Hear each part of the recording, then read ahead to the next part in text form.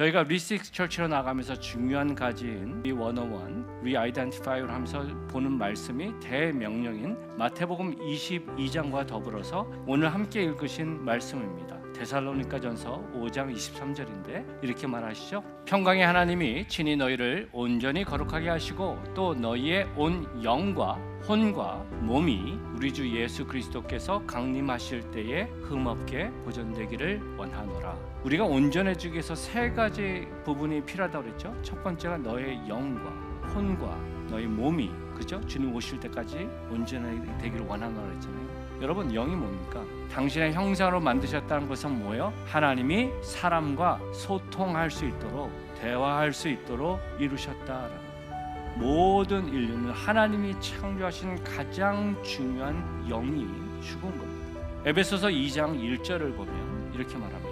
그는 허물과 죄로 죽었던 너희를 살리셨도다. 십자가의 은혜로 너희는 과거에요 이미 죽어가는이 아니라 죽었던이라는 뜻은 뭐예요? 죽었다는 거예요. 근데 우리는 살아있잖아요. 그럼 뭐가 죽었다는 거예요? 스피릿, 영이 죽었다는 거예요. 영이 죽었으니까 하나님의 임재에, 하나님의 살아계심을 반응할 수가 없고 왜곡하고 자기 생각대로 만들어가는 거예요. 교회가 하나님의 영을 바로 이해할 수 있도록 말씀과 기도로 교육하는 부분이 그런 겁니다. 더 깊은 교제로 나아갈 수 있도록 그것이 온전해져야 된다. 또 말씀하시는 온전한 부분에서 지금 육을 얘기하잖아요. 육은 굳이 설명할 필요가 없잖아요. 육이 온전해야지 우리가 잘 살잖아요. 지금 말씀드렸던 영과 육은 확실해요. 영이 보이진 않지만 그가 하는 말의 태도를 통해서 그 영이 살아있는지 죽어있는지 알 수 있잖아요. 그죠? 하나님에 대해서 하는 모습을 통해서 알 수 있습니다. 육은 설명할 필요 없이 드러나요. 그런데 혼의 부분은 다르다는 거예요. 캘리포니아 주립대 남상석 교수는요, 혼에 대해서 이렇게 설명합니다. 혼의 가장 사실적이고 일반적인 표현은 마음이다. 마음이 너무나도 중요해요. 마음을, 자신을 잘 돌아보는 게 너무나도 중요해요. 그런데 그 중요한 것들을 왜 교회가 놓쳤냐라는 겁니다. 그것이 그동안 잘 프랙티스가 됐으면 우리가 밸런스 있게 했을 텐데 왜 그렇게 됐느냐? 두 가지 이유를 찾을 수 있어요. 첫 번째 이유는 이것입니다.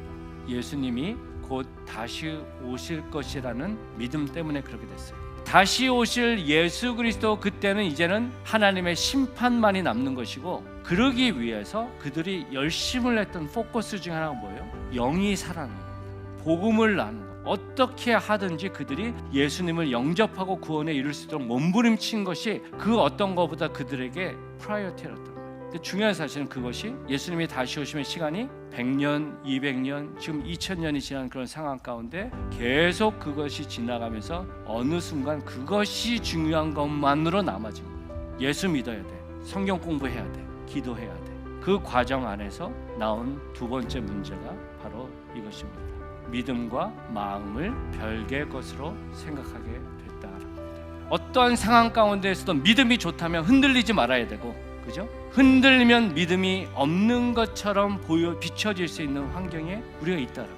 안타까운 사실은 그렇기 때문에 교회가 가장 안전한 장소에서 교회가 거기서 함께 나누면서 서로의 연약함을 이해하는 모습들이 돼야 할 텐데, 오히려 교회에서는 아무 문제 없는 척, 문제가 있으면 좀 숨었다가 조금 내가 나름대로 좀 괜찮아졌다 싶으면 다시 와서, 그리고 오히려 세상에서 세상 친구들과 아니면 주님이 아닌 또 다른 주님을 마시면서 내 방식으로 풀어나가는 그 모습이 우리 안에 있고, 또 그것이 계속 나를 정죄하면서 우리의 신앙이 조금씩 좀먹는다라는 겁니다. 로마서 7장 18절에 바울은 이렇게 고백합니다. 내 소 곧 내 육신에 선한 것이 거하지 아니한 줄을 아노니 원함은 내게 있으나 선을 행하는 것은 없노라. 무슨 말이에요? 바울이 지금 몰라서 선한 행위를 못한다는 얘기하는 거예요? 머리로는 알아요. 그런데 그것이 내 마음에 온전히 연결이 돼서 삶으로 나가지 못하는 자신의 연약함을 고백하는 거예요. 머리로는 사랑해, 미안해, 감사해 라는 말을 해야 할 것을 아는데, 그 상황과 그 대상을 맞닥뜨렸을 때 어떻게 해요? 너 때문에 그래, 나는 이럴 수밖에 없었어 라는 그 안에 아는 것과 살아내는 그 안에서의 내 마음의 갈등의 부분들을 바울이 고백하고 있다라는 겁니다. 중요한 사실은 우리가 주 안에서 내가 나인지를 다시 한번 발견하게 될 때 나의 삶의 목적과 방향이 다시 한번 새롭게 될 것이고, 그 모습 안에서 우리 한빛교회가 생명을 낳는 믿음의 공동체, 제자가 제자를 낳고 교회가 교회를 낳는 멀티플라잉 처치로 힘있게 설 줄 믿습니다. 그렇게 서시기를 높으신 예수님의 이름으로 축원합니다. 아멘.